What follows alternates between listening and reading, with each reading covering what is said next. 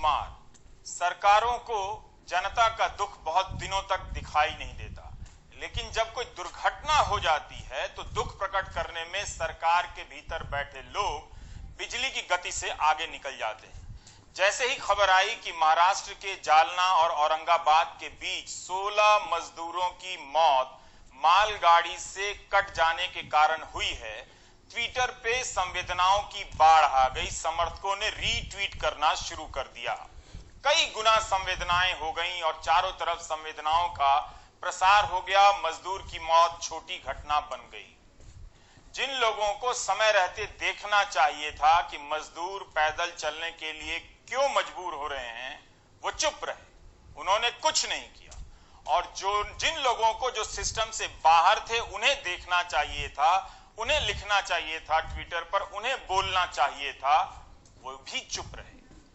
और अब जब 16 मजदूरों की मौत हो गई तो संवेदनाओं को ट्वीट किया जा रहा है और रीट्वीट किया जा रहा है। 40-45 दिन कम नहीं होते हैं सरकार के पास फीडबैक पहुंचने के। लगातार फीडबैक पहुंचाया जा रहा है मीडिया के जरिए कि मजदूर किन किन हालात में पैदल चल रहे हैं, कुछ कीजिए। लेकिन जो हुआ वो काफी नहीं था और जो सरकारों ने बसों और ट्रेन का इंतजाम किया उसके बाहर लाखों मजदूर पैदल चलने के लिए मजबूर हुए। वो संख्या आप पता कीजिए तो कोई सरकार कहेगी कि 4 लाख मजदूर लेकर आए हैं, कोई कहेगी कि 2 लाख मजदूर लेकर आए हैं। इतनी संख्या में लोग तो जिला स्तर के पार्टी के कार्यकर्ता पैसा खर्चा करके बसों का जुगाड़ करके किसी मैदान में जमा कर देते हैं। लेकिन देश भर से मजदूरों के लाने में इस तरह की कोताही हुई है कि अब जब 16 मजदूरों की मौत हुई है तो ट्विटर पर संवेदना प्रकट करने का नाटक किया जा रहा है। थक ही तो गए थे। 36 किलोमीटर लगातार पैदल चलने के बाद थकान इतनी बढ़ गई कि नींद आने लगी। हम नहीं जानते कि 36 किलोमीटर पैदल चलने के दौरान इन्होंने क्या खाया होगा, क्या पिया होगा। उस 36 घंटे के पहले कितने घंटे भूखे रहे होंगे। जाहिर है कमजोर शरीर थक कर चूर हो गया होगा, होश ही नहीं रहा होगा कि पटरी पर सो रहे हैं। बहुत देर से रेलगाड़ी चलते नहीं देखी होगी। नींद आई तो पटरी पर ही पीठ सीधी करके लेट गए होंगे और फिर गहरी नींद में खो गए होंगे और उनके ऊपर से मालगाड़ी गुजर गई। 16 मजदूर कटकर मर गए। ये मजदूर जालना से पैदल चलते हुए जा रहे थे औरंगाबाद की तरफ कि वहां से मध्य प्रदेश के लिए कोई ट्रेन खुलने वाली है। उन्हें क्या पता कि एक ट्रेन उन्हें मार देने वाली। अगर वो औरंगाबाद पहुंच जाते तो शायद मध्य प्रदेश अपने घर भी पहुंचते। लेकिन 36 किलोमीटर की पैदल यात्रा ने इतना थका दिया कि पटरी पर ट्रेन आ रही है और वो भी मालगाड़ी जो काफी आवाज करती हुई आती है, उसके आने की आवाज भी उनको जगा नहीं सकी। ये हादसा सिर्फ मजदूरों के साथ नहीं हुआ है, उस समाज के साथ भी हुआ है जो अपने आसपास के झूठ के सहारे जीने लगा है। वो देख रहा था टीवी के जरिए कि मजदूर कई दिनों से पैदल चलने के लिए मजबूर हैं, मगर उसे अपनी बोरियत का ख्याल था क्योंकि उसे टीवी पर एक्साइटमेंट पैदा करने वाली डिबेट का चस्का लगा हुआ है। इसलिए उसे मजदूरों के पैदल चलने की ये दृश्य बोर नजर आ रहे थे।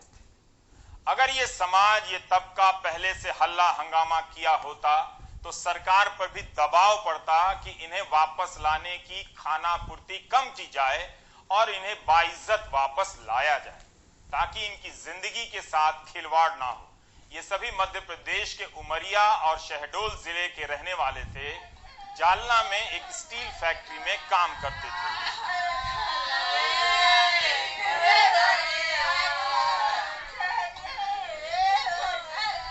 मैं नाम भी दिखाऊंगा और इनके गांव घरों की तस्वीर भी दिखाऊंगा जिनके सगे आज मालगाड़ी के नीचे कटकर मर गए। धन सिंह गोंड, निर्वेश सिंह, बुद्धराज सिंह गोंड, अच्छे लाल सिंह, रविंद्र सिंह गोंड, सुरेश सिंह कोल, राज बोहरम पारस सिंह, धर्मेंद्र सिंह गोंड, विगेंद्र सिंह चैन सिंह, प्रदीप सिंह गोंड, ब्रजेश भैया दीन, मुनीम सिंह, शिवरतन सिंह, दयाल सिंह, नेमशाह सिंह, दीपक सिंह, अशोक सिंह, ये मरने वालों के नाम हैं और ये उनके घर और परिवार। जब ये जिंदा थे तो कईयों को 5 रुपए भी नहीं मिले। जब मर गए तो ऐलान हुआ है कि 5 लाख मिलेंगे। मजदूरों की जिंदगी की कीमत कम आंकी जाती है, इसलिए 5 लाख की दयावान सरकार के द्वारा मेहरबानी हुई है। और मध्य प्रदेश सरकार ने एक बड़ा ही शानदार सा लगने वाला फैसला लिया है कि विशेष विमान से अधिकारियों का दल वहां भेजा जा रहा है। इस विशेष विमान से मजदूरों को वापस लाया जा सकता था, लेकिन जब मर गए तो खबरों में एक अच्छी खासी जगह बनाने के लिए विमान भेजने का फैसला किया जाता है। इतने दिनों से ये सारी खबरें आ रही थीं, मगर किसी का ध्यान नहीं था। और सिर्फ ध्यान इतना था कि पुलिस लगा दो हाईवे पर और आने वाले मजदूरों को तरह तरह से तंग करो। लिहाजा मजदूरों ने उन रास्तों को खोजना शुरू कर दिया जिन पर जोखिम ज्यादा था, और वो रेल की पटरियों के किनारे किनारे चलने लगे, जिन पर चलना वैसे भी सामान्य और सहज नहीं होता, क्योंकि वहां पर पत्थर की गिट्टियां पड़ी होती हैं। उन पर चलना ही एक तरह का खतरा था। और इन दिनों में जब श्रमिक स्पेशल और कई तरह की गाड़ियां फिर से चलनी शुरू हुई हैं, आप समझिए कि वो अपनी जिंदगी से किस तरह खेलने के लिए मजबूर हुए हैं।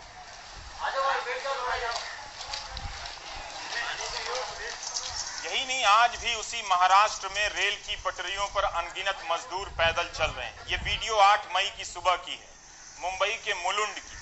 मजदूर सामान पीठ पर लाद कर पैदल चले जा रहे हैं रत्नागिरी की तरफ। इस वक्त ये जिंदा हैं। क्या इनके लिए कोई ट्वीट है? हमारी संवेदनाएं मरने के बाद के लिए ही क्यों होती हैं?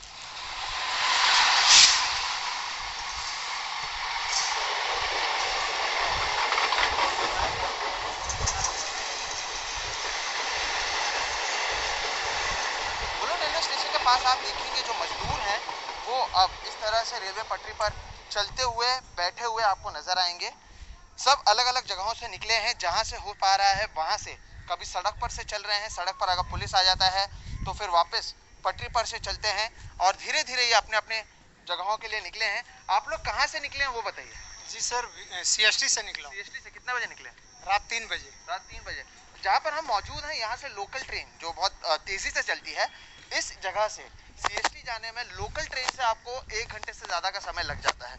अच्छा, ये यहाँ पर भी देख रहे हैं आप लोग, जब चल के आए ये पटरी पर चलना, इतने पत्थर हैं, क्यों आप लोग रुक नहीं रहे हैं? और क्या करेंगे, हम लोग के पास इतना बड़ा मजबूरी आ गया है, ना खाने का उपाय चल रहा है, ना रहने का साधन है। खाली बोल रहा है स्पेशल ट्रेन भेजेगा, स्पेशल ट्रेन भेजेगा, बस भेजेगा, लेकिन अभी तक कुछ नहीं भेजा। ऐसा ही राह देखते देखते 2-2 महीना बिता दिया। ये देख तो लास्ट में मजबूरन हम लोग को ये कदम उठाना पड़ा है। देखिए, आप एक चीज़ देखिए, आप क्योंकि ट्रेन आ रहा है तो यहाँ पर जो लोग हैं वो सीटी बजा रहे हैं ताकि लोग पटरी से साइड हो जाएं और ट्रेन के जो गाड़ी है वो यहाँ से जा सके। आप लोग कहाँ पर जा रहे हैं? कर्नाटक। कर्नाटक में कहाँ पे? गुलबर्गा। अच्छा, यहाँ पे क्या काम करते थे आप लोग? मजदूरी काम करते थे। मजदूरी का? खाना पीना कितना है आप लोगों के पास? क्या है हमारे पास?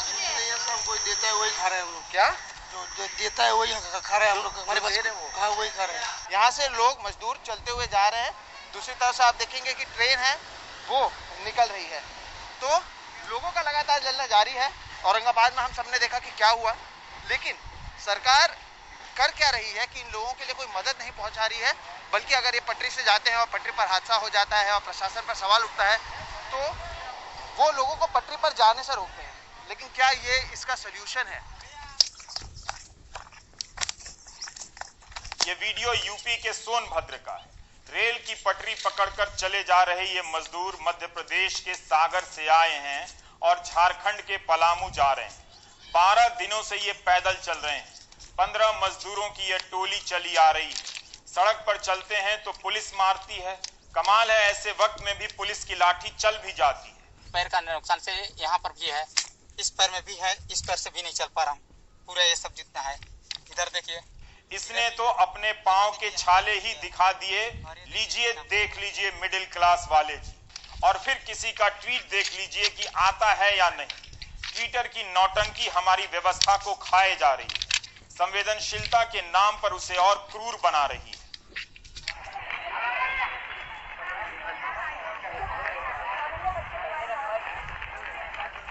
अब आप ये वीडियो देखिए, ये वीडियो भी 8 मई का है। पंजाब हरियाणा के श्रमिक ट्रेन की पटरी पकड़कर पानीपत, सोनीपत, दिल्ली, गाजियाबाद होते हुए यूपी की तरफ जा रहे हैं। इनमें बच्चे हैं, औरतें हैं, छोटी छोटी लड़कियां हैं। संख्या इतनी है कि कहीं ट्रेन आ गई तो सबके लिए भागना भी मुश्किल हो जाएगा। एनडीटीवी इंडिया पर लगातार हमारे सहयोगी इस तरह की रिपोर्ट कर रहे हैं। अरविंद उत्तम, सौरभ शुक्ला, रविश रंजन की कई सारी रिपोर्ट आई है कि लोग पटरियों के सहारे चल रहे हैं, थक जा रहे हैं तो लाइन के किनारे बैठकर बेसुध हो जाते हैं। क्या ये मंजर रेलवे के किसी भी ए ग्रेड, बी ग्रेड और सी ग्रेड के अधिकारियों को नहीं दिखा होगा? क्या उन्हें इन पैदल चलते हुए मजदूरों के लिए कुछ नहीं करना चाहिए था? प्रशासन और अधिकारियों को एक ही समाधान पता है, रास्ता रोको और पुलिस लगा दो, मजदूरों को पिटवा दो। टीवी और ट्विटर क्लास के लिए लिए जाने वाले फैसले मजदूरों तक नहीं पहुंचे। पैसा नहीं मिला, खाना नहीं मिला तो वे पंजाब से, हरियाणा से, महाराष्ट्र से निकल पड़े हैं चलने के लिए। सौरभ ने आज ऐसे ही कई मजदूरों से मुलाकात की जो कई जगहों से, हरियाणा से भी आ रहे हैं और गुरुग्राम से भी चलकर आ रहे हैं, जो बिहार की तरफ जा रहे हैं, कटिहार जा रहे हैं। कितनी दूर है आप सोचिए, इन पटरियों के किनारे चलते चलते, और इन पर चलना कितना जोखिम का काम है आप सौरभ की इस रिपोर्ट में देखिए। कहाँ के रहने वाले हैं? जी बिहार से, कटिहार जिला बिहार से। कटिहार तक पैदल जाएंगे ट्रैक पे? जी सर। रेलवे ट्रैक पे चलेंगे पूरा? जी। तो ये रेलवे ट्रैक पे चल रहे हैं, रेलवे ट्रैक पे चलने का कारण क्या है? सड़क से क्यों नहीं जा रहे हैं? नहीं सर, हम लोग को जाने नहीं मिल रहा है, बहुत रुकावट है, पुलिस जाने नहीं दे रहा है। हम लोग पुलिस वाले जो है ना, हम लोगों पर डंडे बरसा रहे हैं। सड़क पे चल रहे, पुलिस वाले डंडे बरसा रहे हैं। जी, वो ये नहीं पूछ रहे हैं कि तुम लोग क्या खाए नहीं खाए, वो पूछ नहीं रहे हैं, सिर्फ डंडे मार रहे हैं। कम से कम ये भी तो पूछने चाहिए, कम से कम तुम लोग खाया या पिया नहीं, तुम लोगों को मतलब जिसे ठेकेदार पैसे नहीं दे रहा है, मतलब पुलिस वाला खाने के लिए नहीं दे रहा है, ये सब पूछने के बजाय उसने डंडे मारने चालू कर दिए। तो हम लोग क्या करेंगे सर? गरीब आदमी हम लोग का अब रहने के सिवा जब मजदूरी कर नहीं सकते यहाँ, जब गाड़ी भी बंद रहेगा तो हम लोग तो घर जाना पड़ेगा। अच्छा, आपका नाम क्या है? हमारा सर बबलू नाम है। बबलू, क्या करते हैं आप? सर हम लोग करते हैं ऐसे मतलब सेटरिंग वगैरह का काम करते हैं। मतलब वही रोजंदारी करते हैं, रोज हाँ जी, बिल्कुल मजदूरी करते हैं हम लोग। तो ये इतना बोझ लेके बैग में क्या है? बैग में सर वही कपड़ा पड़ा है, थोड़ा बहुत वही खाने पीने का सामान है, बस कपड़ा ही कपड़ा है। अच्छा, कपड़ा है। तो आप खाते वगैरह आखिरी बार कब खाया था? आखिरी बार तो अभी हो गया 2-3 घंटे हो गए जब खाना खा के निकला था सर। तो यही अपना बना लेते हो थोड़ा बहुत जो बचा हुआ सर है? बनाने के लिए तो जुगाड़ होना चाहिए ना, गैस वैस है नहीं, कैसे बनाएंगे सर? तो कैसे, क्या कुछ रखा हुआ है? सूखा है ना? कुछ सूखा रखा हुआ है, इसमें थोड़ा है ना बाटी है, इसमें थोड़ा कुछ चावल वगैरह बनाए हैं जो सुबह बनाए थे सर, वही है बस। उसी में हम लोग थोड़ा बहुत बांट करके खा लेंगे, थोड़ा बहुत पानी वानी पी करके फिर चलेंगे।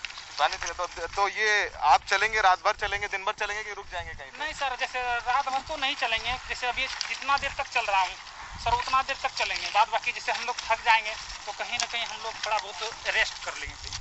ट्रेन तो सर सभी जगह से चला रहे हैं, फिलहाल तो अभी यहाँ से एक भी ट्रेन के लिए बात नहीं बोला है। आपका नाम क्या है? तोताराम जी। तोताराम जी, आप यहाँ पर खाना खिला रहे हैं, पानी पिला रहे हैं, क्यों कर रहे हैं? सेवा कर रहे हैं जी, पब्लिक भूखी है, प्यासी है, इसलिए उधर सेवा कर रहे हैं। पटरी के पास आपने लगा दिया है? जी हाँ। पब्लिक जा रही है पटरी पे, अगर बस बताते हैं लोग 4 दिन हो गए जी, खाना नहीं मिला है, पानी नहीं मिला, तो इसलिए मतलब सेवा शुरू करी। सेवा के लिए। तो ये मदद सरकार कर रही है कि अपने पास से गांव वालों ने? ऐसे कर रहे हैं अपने पास से, अपने पास पास 2 आदमी हुआ है अपने पास से ही। तो ट्वीट करने के बाद भी पटरियों पर यह व्यवस्था बनी हुई है। यूपी के शाहजहांपुर स्टेशन पर अमृतसर से आने वाली एक श्रमिक स्पेशल से 4 मजदूर कूद गए। उन्हें किसी ने बता दिया था कि गाड़ी शाहजहांपुर भी रुकेगी, लेकिन जब नहीं रुकी तो वो कूद गए, बच गए। लेकिन ये कितना बड़ा खतरा था, ये क्या बताता? ये बताता है कि हम मजदूरों के साथ ठीक से कम्युनिकेशन नहीं कर रहे हैं, उन्हें सारी बातें ठीक से नहीं बता रहे हैं। हमने मान लिया है कि सारा भारत ट्विटर के टाइमलाइन पर ही मुफ्तखोरी कर रहा है या व्हाट्सएप में खोया हुआ है, लेकिन जिनके पास स्मार्टफोन नहीं है उन तक आप किस तरह से सूचनाएं पहुंचाएंगे, वो भी आज के जमाने में इस पर विचार किया जाना चाहिए। यह मंगलुरु है, यहाँ के रेलवे स्टेशन में भी भारी संख्या में मजदूर जमा हो गए, 1000-2000। उन्हें कहीं से सूचना मिली कि यहाँ से ट्रेन चलेगी, लेकिन ट्रेन बेंगलुरु से चल रही है। यहाँ भीड़ का जमा होना बता रहा है कि हम सूचनाओं के प्रसार में कितने खराब हैं। किसी तरह रेल के अधिकारियों ने समझाया कि बेंगलुरु से भी ट्रेन चलेगी और उसकी प्रक्रिया चल रही है। जब फैसला होगा तो सूचना दे दी जाएगी, तब जाकर मजदूर शांत हुए। हम लगातार रिपोर्ट कर रहे हैं कि पैदल चलने वाले मजदूरों के साथ तरह तरह की दुर्घटनाएं हो रही हैं। वो छोटी मोटी दुर्घटनाएं नहीं है, गाड़ी से टकरा जा रहे हैं, घायल अवस्था में सड़क के किनारे पड़े हुए हैं, कोई एम्बुलेंस नहीं है। और यही नहीं, पैदल चलने वाले मजदूरों के साथ अच्छी खासी संख्या में गर्भवती महिलाएं भी हैं, जो किसी तरह अपने आप को संभाले हुए मीलों सैकड़ों किलोमीटर दिन रात पैदल चलने के लिए मजबूर, और वो पर्याप्त भोजन भी नहीं खा पा रही हैं। तो सोचिए उनके शरीर पर कितना प्रतिकूल असर पड़ रहा होगा। उनके साथ छोटे छोटे बच्चे भी हैं, लेकिन इन गर्भवती महिलाओं के लिए एम्बुलेंस तक नहीं है हाईवे पर, ना ही ट्विटर पर कोई हैशटैग। ये सारी तस्वीरें टीवी पर कई दिनों से चल रही हैं, लेकिन आईटी सेल लगाकर देखने वालों की निगाहों को दो हिस्सों में बांटने का खेल अब पूरा हो चुका है। इसलिए देखने वालों को यह नहीं दिखता कि इस गर्भवती महिला की क्या हालत है। उसे यह दिखने लगा है कि यह तस्वीर कहीं सरकार विरोधी तो नहीं है। जिस जनता से सरकारें फलती फूलती हैं, उसी की तकलीफ सरकारों के विरोध में देखने की आदत मीडिया ने आपके भीतर बना दी है, और अब आप इस आदत के शिकार हो चुके हैं। तो मेरा एक सवाल है, क्या इतने सारे मंत्रियों मुख्यमंत्रियों के ट्वीट इसलिए आए कि मालगाड़ी से कटकर मर जाने वालों की संख्या 16 थी? क्या उनकी संवेदना का आधार मरने वालों की संख्या है? अगर नहीं है तो लखनऊ में भी इसी तरह के हालात में 2 लोगों की मौत हो गई बुधवार को। छत्तीसगढ़ से, लखनऊ के जानकीपुरम से छत्तीसगढ़ के लिए पति पत्नी का एक जोड़ा साइकिल से ही निकल पड़ा। कृष्णा की गरीबी तालाबंदी के कारण और असहनीय हो गई थी। वो साइकिल से ही अपने 2 बच्चों और पत्नी प्रमिला के साथ निकल पड़े। लखनऊ से निकल ही पाए थे कि किसी गाड़ी ने टक्कर मार दी और कृष्णा और उनकी पत्नी प्रमिला खत्म हो गई। बच्चे बच गए हैं, बहुत छोटे हैं। आईटी सेल इनके लिए कभी हैशटैग नहीं चलाएगा, वो सिर्फ धार्मिक उन्माद के समय जनता का पहरेदार बनकर आता है। पिछले 45 दिनों में जनता के जीवन मरण से संबंधित कितने डिबेट आपने देखे, और खतरे में पड़े धर्म को लेकर कितने देखे होंगे आपको पता होगा। एक दिन व्हाट्सएप यूनिवर्सिटी से निकलकर धार्मिक उन्माद के ये मीम आपसे हिसाब मांगेंगे। मैं आपको दिखाना चाहता हूँ, ये लखनऊ का जानकीपुरम का इलाका है। ये उनका एक कमरे की झुग्गी है जहाँ वो रहते थे। आप देख सकते हैं, हम लोग ऑफिस में बैठ के सोचते हैं कि लोग क्यों मजबूर हैं इस लॉकडाउन में। ये आप यहाँ देख सकते हैं, छोटा सा एक कमरा है, 4 लोग इसमें रहते थे, और एक बच्ची, इनकी बड़ी बच्ची कृष्णा जी की छत्तीसगढ़ में भी रहती थी। ये लोग क्यों मजबूर हुए यहाँ से साइकिल से जाने के लिए? उनका एक्सीडेंट हो गया है, गाड़ी उनको टक्कर मार के चली गई, 2 दिन हो गए। दीदी, आपका नाम क्या है? हमारा तुलसी नाम है। आप कृष्णा की क्या लगती थी? हम उसका बहन है। आप उनकी बहन लगती हैं। हाँ। ये बताइए दीदी कि ये कृष्णा और उनकी वाइफ 744 किलोमीटर है यहाँ से आपका गांव, तो साइकिल या पैदल चलना कोई मतलब इतनी दूर सोचता नहीं है। क्यों मतलब वो लोग इतनी दूर क्यों सोचे कि साइकिल से चले जाएं? तो परेशानी है भैया, खाने पीने के लिए इतना दिन से लॉकडाउन चल रहा है, तो क्या करेगा, सोचे नहीं तो मजबूरी में तो हर चीज करना पड़ जाता है। तो एक उसी लिए कि खाने पीने के लिए कुछ नहीं मिला, और इतना दिन से लॉकडाउन चल रहा है, इसलिए परेशान होकर के पैदल ले जाएंगे कि साइकिले में जा रहा था। आपका नाम क्या दीदी? कौशल्या मेरा नाम है। कौशल्या, आप क्या लगती हैं कृष्णा जी की? उसका मेरा जेठ है वो। आपका जेठ है। ये बच्चे और बच्ची को कितनी चोट आई है? ये चोट इनके में ज्यादा चोट आया है, बच्चे के में। अच्छा, बहुत पूरा सर में देख रहा हूँ बैंडेज। पूरा सर में चोट आया है। आपका नाम क्या है भैया? जी, मेरा नाम होलीराम साहू है सर। आप इन्हीं लोग के गांव से हैं? जी, ये मेरा भाभी है। आपकी भाभी हैं। आप मुझे ये बता रहे थे कि आप लोग मजबूर हैं, और यहाँ मतलब ये लॉकडाउन जो 40 दिन से चला है, आप लोग ये सोचते हैं कि आप घर चले जाएं, लेकिन प्रधानमंत्री हैं वो लोग ये कह रहे हैं कि जैसे कुछ दिन अगर आप लोग और देख लें तब शायद वापस से काम आप लोग को मिलने लगे। तब क्यों मतलब आप लोग घर जाना चाहते हैं? देखिए, ये तो एक बार में हुआ नहीं है सर। पहले तो शायद कितने दिन का 15 तीसरी बार है। हाँ, ये तीसरी बार है। तो जो लोग हैं वो परेशान हो गए कि बार बार बढ़ाते जा रहे हैं, पता नहीं कब खुलेगा। तो आनन फानन में आदमी जो है उल्टा सीधा कदम उठा रहा है। और पहले ये एक बात और है कि प्रशासन तो बोलता है कि हम खाना दे रहे हैं, पैसा दे रहे हैं, लेकिन जो हर आदमी के पास ये पहुंच नहीं पा रहा। ये कितने दिन से यहाँ रह रहे थे और कब आए थे लखनऊ पहली बार, कुछ जानकारी? ये तो 7-8 साल हो गए यहाँ रहते, और यहाँ पर 8-9 महीने हुए यहाँ आके रहने। इस झुग्गी में रहते थे। हाँ। इसका क्या किराया देते थे, कोई आइडिया है? ये इसका किराया है 800 रुपया। 800 रुपया महीना देते थे। तो ये बताइए सर कि क्या ऐसी मजबूरी हो गई कि 700, 800, 900 किलोमीटर उन्होंने साइकिल से जाना सोचा भैया? अब मजबूरी ये था भैया कि अब खाने के लिए तो कुछ है नहीं। हाँ, अब थोड़ा बहुत कहीं कहीं से राशन मिल जाता था। हाँ। ठीक है। अब दूसरी बात, पैसा 1 रुपये भी नहीं था। अगर कुछ तबीयत खराब हो जाता था, ऐसी भी तकलीफ में था। और 2 बच्चे था, कुछ खाने के लिए कम से कम दूध कुछ मिल जाता तो हो जाता था। लेकिन कुछ है नहीं, और घर में भी तकलीफ है। और दूसरा बात यह है कि अभी किसान लोग का जो खेत के माध्यम से थोड़ा बहुत खेती है, उसके माध्यम से कर्जा मिलने वाला था। उनको ऐसा पता लगा था कि शायद गांव जाएंगे तो कर्जा मिल जाएगा। तो उससे भी गुजारा भी हो जाएगा और खेती भी कर लेंगे। और यहाँ तो 1 रुपये उनके पास पैसा नहीं था। गरीबों का दिल बड़ा होता है। कृष्णा के साथ उनके भाई का परिवार भी चल रहा था। भाई ने कहा है कि उसके 3 बच्चे हैं, अब वो 2 और बच्चों को पालेगा, किसी को नहीं देगा। ये है हमारे गरीबों के बीच की संवेदनशीलता, मजदूरों के बीच बचा हुआ जीवन और उसकी प्रासंगिकता। हम इंतजाम में भी कई तरह के भेद करने लगे हैं। कोई बुराई नहीं है कि किसी और के लिए भी इंतजाम हो, लेकिन फर्क इतना भी ज्यादा ना हो कि विदेश से आने वाले लोगों को क्वारंटीन कराना है तो आप होटल ढूंढना शुरू करें कि तकलीफ ना हो।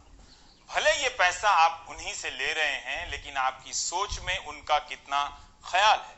लेकिन जो मजदूर निकले हैं, उनके क्वारंटीन के लिए जो व्यवस्थाएं बनाई गई हैं, वो तो कई जगह मीडिया को कवर करने नहीं दिया जा रहा है और मीडिया कवर कर भी नहीं रहा है, वरना आप टीवी के सामने बैठकर वो तमाम दृश्य देख भी नहीं पाते।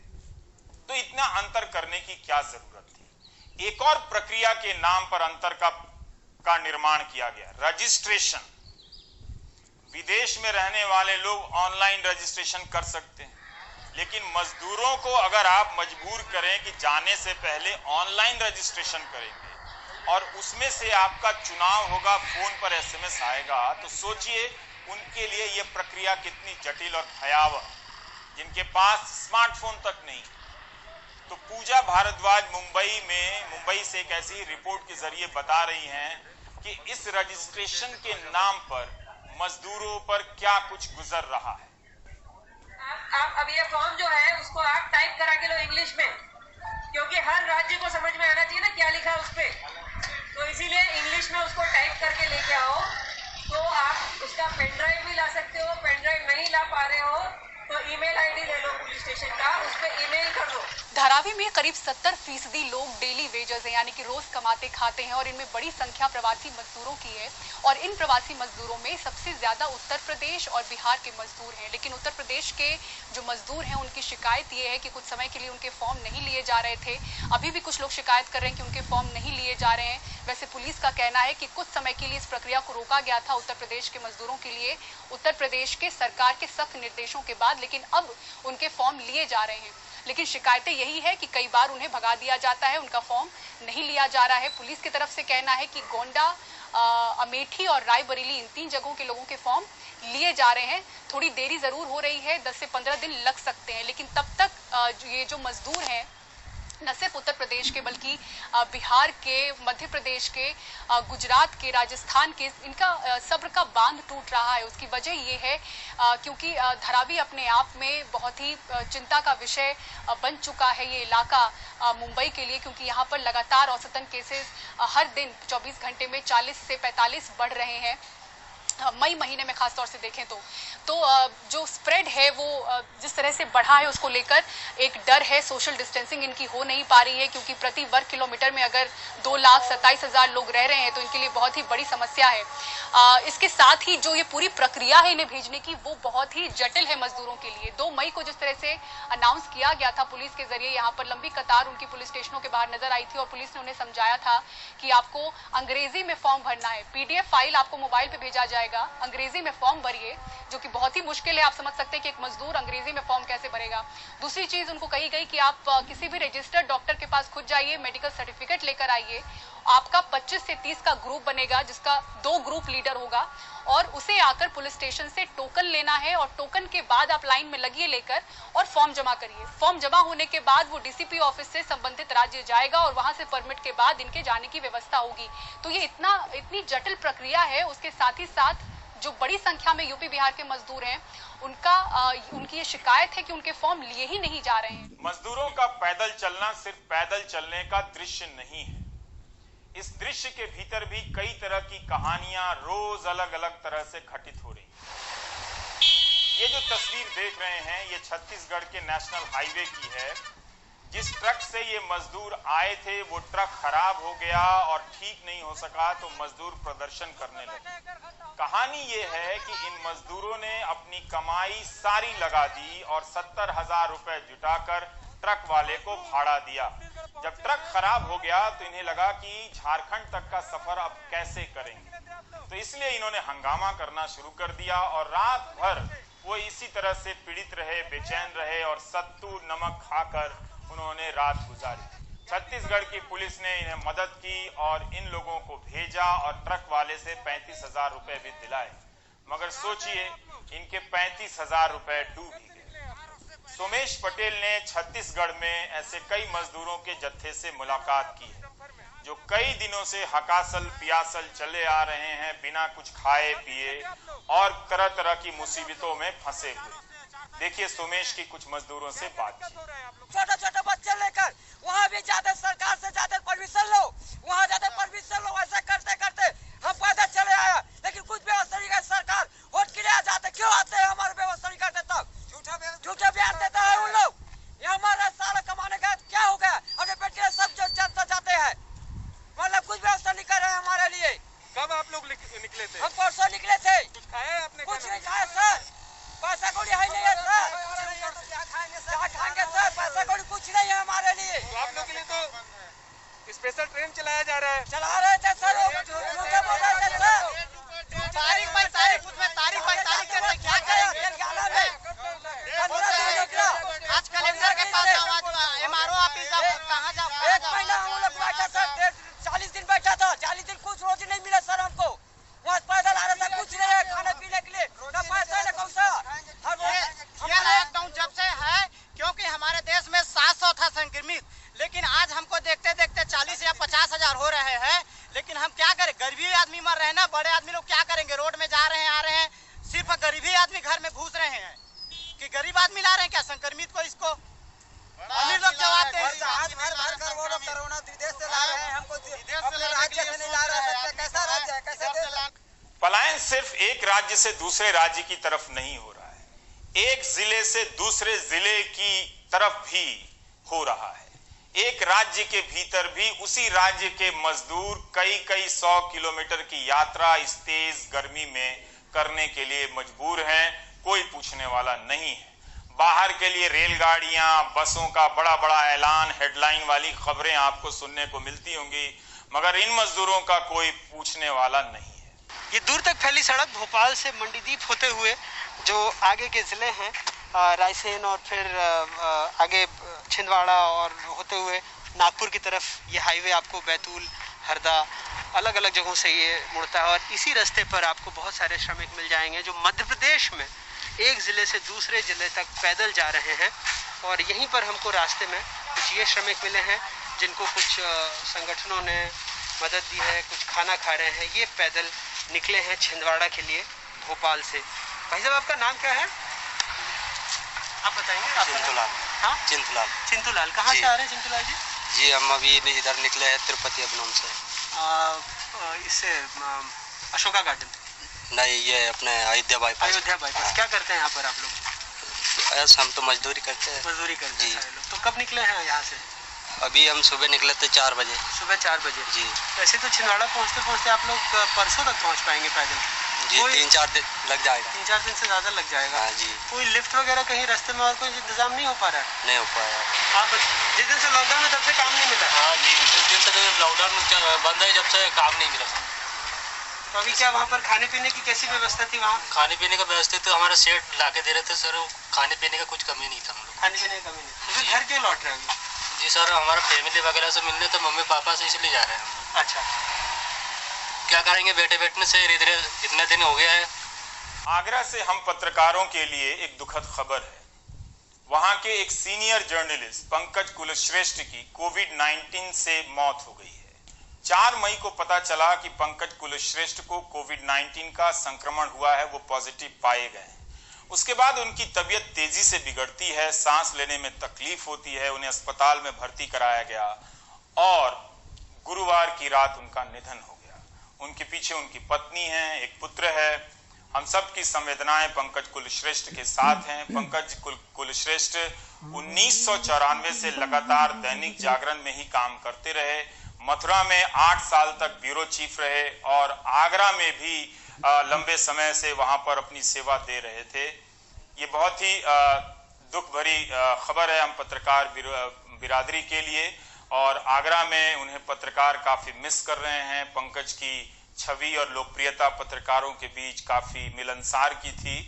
हम आपको ये भी बताना चाहते हैं कि 11 अप्रैल को आप याद करें तो दिल्ली में एक प्रेस कॉन्फ्रेंस होती है जिसमें लव अग्रवाल स्वास्थ्य विभाग के वरिष्ठ अधिकारी आते हैं, पूरे तामझाम के साथ चार्ट वार्ट पे बनाकर पेश करते हैं कि आगरा में कोई मॉडल निकला है कोविड-19 से लड़ने का। तब वहां मामले की संख्या 92 थी। अब जब मामलों की संख्या 700 तक पहुंच रही है, उस मॉडल का कोई अता पता नहीं है। तो हम कैसे हेडलाइन बनाते हैं और खुद कैसे फुटनोट्स में चले जाते हैं, आप सब देख ही रहे हैं।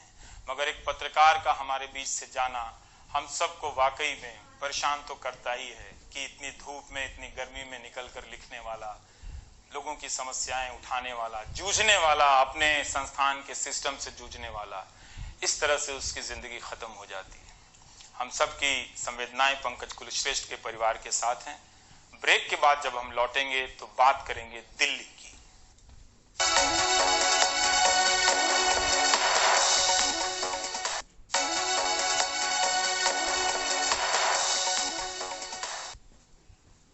तालाबंदी के बाद कई तरह से जिंदगियां बदली हैं। हमें कुछ कहानियां मालूम हैं, लेकिन बहुत नहीं मालूम। हम ये सुन पा रहे हैं कि लघु व मध्यम स्तर के जो कारोबारी हैं वो अप्रैल महीने में सैलरी नहीं देंगे और बताते हैं कि ये संख्या 12 करोड़ लोगों की है। अब आप अंदाजा कीजिए कि 12 करोड़ लोगों के खाते में अगर अप्रैल की सैलरी नहीं पहुंची तो उन पर क्या बीतेगी मानसिक तौर पर। और यही नहीं, जो लोग छोटे मोटे कारोबार करते हैं वो भी कोई अच्छी हालत में नहीं है। सुशील महापात्र की ये रिपोर्ट देखिए दिल्ली के कटवारिया सराय से। जो लोग कल तक रेस्तरां चलाते थे, 10-12 लोगों को रोजगार देते थे, आज वो खुद सब्जी बेचने लगे हैं। उनका रेस्तरां, उनका होटल बंद हो गया है। पांडे जी रेस्तरां पर अभी भी अलग अलग पराठों का मेनू टंगा है, मगर जिसके नाम पर ये रेस्तरां है यानी पांडे जी, वो इस वक्त सब्जी बेच रहे हैं। तालाबंदी के महीने में रेस्तरां बंद रहा, कमाई खत्म तो किराए के पैसे भी खत्म। मकान छोड़ पूरी परिवार इस रेस्तरां में रहने लगा है। रेस्तरां का फ्रीज भी बेचना पड़ गया। बहुत सारा समस्या है, जैसे कि दुकान बंद हो गई, सब्जी बेचना पड़ रहा है और इधर कस्टमर भी आते नहीं है। जो भी आते हैं बहुत कम आते हैं। एक दिन की सब्जी 2-3 दिन में बिकती है और फिर जा करके कुछ गुजारा होता है, जैसे तैसे कट रही है। यही है होटल, देखिए नया होटल क्या रूम हो गया। अच्छा, ये कमरा है, इसमें पहले आपका होटल चलता था? जी जी। अब आप फैमिली के साथ रहने आ गए। फैमिली के साथ शिफ्ट हो गए हैं? जी। अच्छा। क्या करें, मजबूरी है, भाड़ा किराया नहीं दे पाएंगे तो एक जगह तो आनी पड़ेगी ना। अच्छा, कितने किराया देते हैं इसका आप? किराया बस यही 7-8 हज़ार रुपये। 7-8 हज़ार रुपये इसका। और वहाँ कितने देते थे? वहाँ 5-6 हज़ार। 5-6 हज़ार, मतलब 13 हज़ार करीब किराया चला जाता था। तो आप वहाँ छोड़ के इधर आ गए क्योंकि आप दोनों जगह किराया नहीं दे सकते। जी जी। और सब्जी का दुकान शुरू किया लेकिन फायदा नहीं हो रहा है। इसमें भी घाटा ही जाता है। 3 दिन में 4 दिन में बिकती है तो कहाँ से फायदा होगा। अच्छा। 2000-2500 रुपये की सब्जी लाओ भी तो 4 दिन में बिकती है, उसमें पता ही नहीं चलता है। फिर घर भी तो चलाना है, चावल दाल आटा रोटी, और सरकार की तरफ से कोई मदद भी नहीं मिली इस लॉकडाउन में। कुछ हम लोग गरीब लोग के लिए सोचता, कोई पैसा कुछ भी नहीं।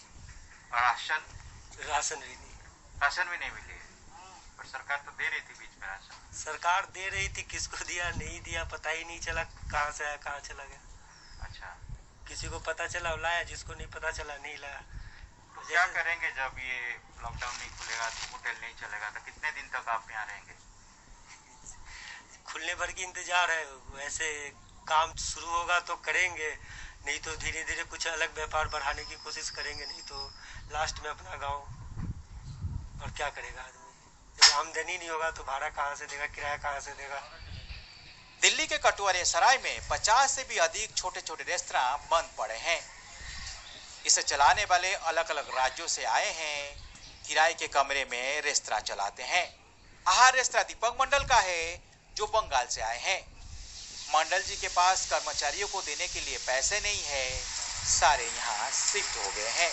दीपक मंडल जी वेतन भले ही नहीं दे पा रहे हो, मगर सबको 2 वक्त का खाना दे रहे हैं।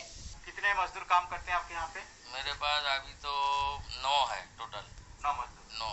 और उन लोगों का खाना पीना सब आपको देना पड़ता है? हाँ, और क्या करें, 22 तारीख से ना स्टेट का है ना सेंट्रल का है, कोई किसी को नहीं देगा, ना काउंसिलर है, ना MLA है, ना MP है, किसी को नहीं दिखाई दे रहा। मेरे को समझ में नहीं आ रहा ये प्रशासनिक में है किस लिए है। हम लोग जो वोट देके जिताते हैं ये क्या है? अगर ये आज देश मुसीबत में है तो इन लोग को किस लिए चुना किया गया? कोई नहीं आ रहा। अरे कम से कम आके तो मिल लीजिए, जो क्या मुसीबत है, क्या नहीं है, खाना मिल रहा है, क्या नहीं मिल रहा है, घर जाने का ये नहीं है। हम सारे एक जगह का है, 9 है तो कम से कम 5 जगह का है। ये भी मेरा भी जिम्मेदारी है, जो 5 जगह का बच्चा मेरे पास काम कर रहा है। कितने किराया देते हैं आप? किराया तो सर इसका तो 10,000 किराया है, फिर रूम रेंट है, फिर ये सब कहाँ से भरेंगे? आप लोग को कोई मदद, कोई राशन मिला है? नहीं, कुछ भी नहीं सर, कुछ भी नहीं। छोटू रेस्तरां भी सब्जी के दुकान में बदल गया है। यहाँ 12 कर्मचारी काम करते थे, अब सब खाली बैठे हैं। क्या करेंगे, अब इतने 22 तारीख से ही पूरा बंद है। 12-14 लोग खाने वाले हम लोग हैं, स्टाफ काम करने वाले, सब काम बंद है। तो अपना कुछ खाने पीने के लिए ऐसे कुछ कर लिए और खाना पीना हो जाता है। अभी जैसे सरकार की वजह से, सरकार की तरफ से हम लोग कुछ नहीं मिला। आप लोग कुछ नहीं मिला? अच्छा, पैसे जो सरकार देती है अलग अलग लोगों को दिया है, तो आप लोग उसमें नहीं है? कुछ भी नहीं, कुछ पैसा नहीं मिला, कुछ राशन चावल हम लोगों को नहीं मिला, ना कोई मदद मिला। कितने लोग आपके यहाँ काम करते हैं? अभी यहाँ पर 12-14 लोग हैं मेरे पास काम करते। 14 लोग जी। सब यहीं पे हैं? सब यहीं पे हैं। और सबका खाना पीना आप दे रहे हैं? सबका खाना पीना तो मैं देता हूँ, ये मेरे पास ही रहते हैं सब। बस पैसा तो है नहीं, अभी सिर्फ सब्जी उब्जी बेच के ही हम लोग गुजारा कर रहे हैं। कितने दिनों से यहाँ आप होटल में काम कर रहे हैं? 1 साल से। 1 साल से। अब ये लॉकडाउन की वजह से क्या नुकसान हो रहा है आपका? बहुत चीज़ नुकसान हो रहा है, खाने पीने के नहीं मिल रहा है, यहाँ पैसा का प्रॉब्लम है, रहने के लिए दिक्कत है। सरकार ने, दिल्ली सरकार ने, केंद्र सरकार ने काफ़ी लोगों को मदद किया है, लेकिन ऐसे लोगों की, ऐसे रेस्टोरेंट ओनर जो छोटे छोटे रेस्टोरेंट ओनर है, जो महीने में 20, 30, 40 हज़ार कमा लेते थे या 50 हज़ार कमा लेते थे, और उनमें से इन लोगों को तनख्वाह भी देते थे, उनका कमाई पूरी तरह बंद है। जब उनकी कमाई बंद है तो वो इनको भी तनख्वाह नहीं दे सकते हैं। बड़ी बात है कि उनको यहाँ पर रखें अभी तक और उनको खाना खिला रहे हैं। तो कहीं ना कहीं सरकार को इनके बारे में सोचना चाहिए। अगर सरकार ऐसे रेस्टोरेंट के बारे में नहीं सोचेगी तो फिर ये जो लोग हैं वो कहाँ जाएंगे, वो क्या करेंगे, ये बड़ी बात। सुशील महापात्रा, NDTV।